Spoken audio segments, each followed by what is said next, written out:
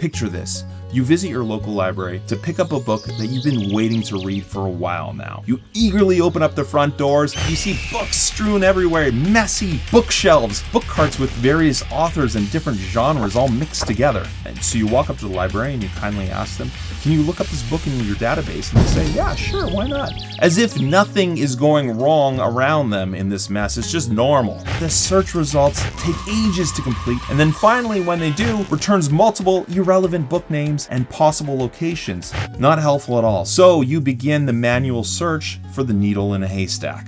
All right, so you get the picture. This is what it's like to have zero file and folder organization. And in this video, I'm going to show you an efficient way to organize your files, leaving you more energy to be the creative editor that you are.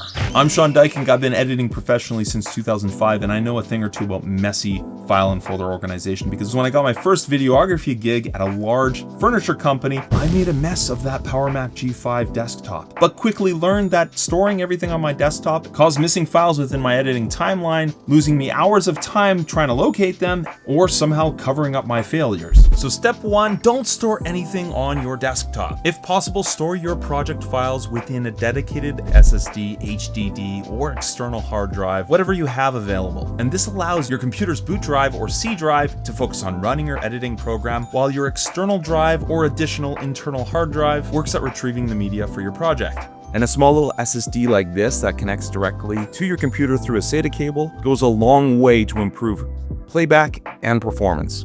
I did just say don't store anything on your desktop, but for this demonstration, I'm going to use my desktop. In your additional hard drive, you're going to start with creating a main project folder. And this main project folder is like a library. It contains all of your files and folders for your creative project. Then in that library, you place a bookshelf or a subfolder that organizes specific types of data for your project. So this is my preferred folder stack right here, where each folder holds specific assets for my current editing project. It's pretty self-explanatory, right? But why all the main folders? And why not more subfolders? And do something like this. Yeah, you know what? Actually, this is totally fine if you prefer this style and this is how you want to organize things. But the reason why I like more main folders is because everything is here. I could just double click once to go into the folder, get what I'm looking for. Whereas with less main folders, then I have to add more subfolders, clicking through more folders and more folders and more folders until I finally get to what I'm trying to get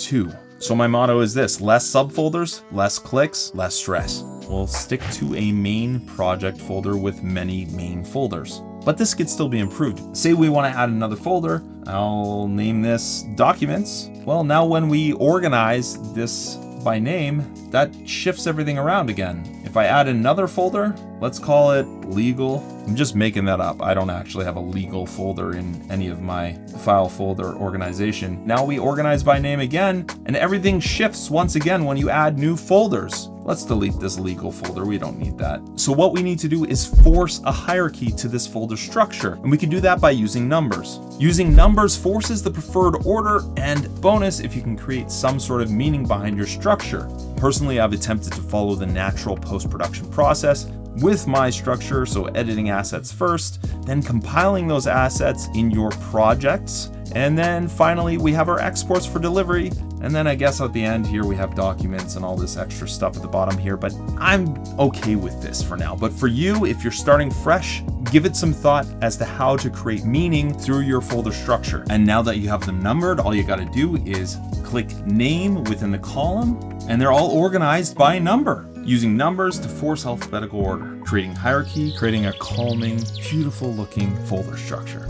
Now here's another very common problem that a lot of creatives run into, and that's when you deliver your final export. Because what ends up happening is you name the file final, and then you send it to the client, they give you more notes, they say, hey, this isn't done yet, and then you put final, and then they give you more notes, you get the picture, you keep renaming them, and then you have this incredible mess within your exports folder.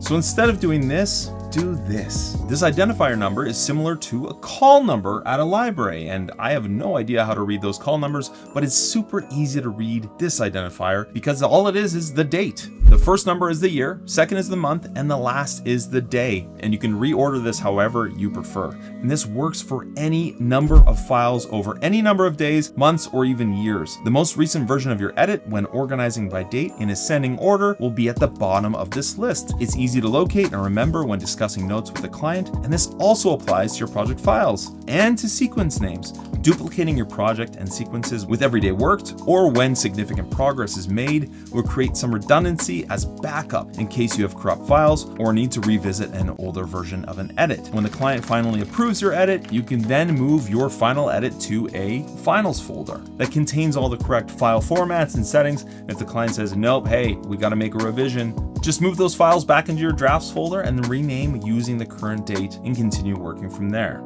And just like that, you've gone from chaos to order, and your library now has multiple shelves or organized folders, and each book or file is easy to locate because they contain a unique identifier that's easy to read. And if you haven't guessed, the librarian is represented by this search bar, which I find is completely useless in Windows Explorer.